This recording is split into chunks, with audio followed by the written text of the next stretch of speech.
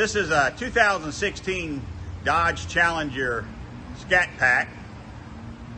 We just did some active exhaust valve deletes on it, as you can see, and then put some single chamber V2 mufflers on it. It's all stock coming off the engine, factory X pipe. Left the factory resonators on there. Let's see what it sounds like.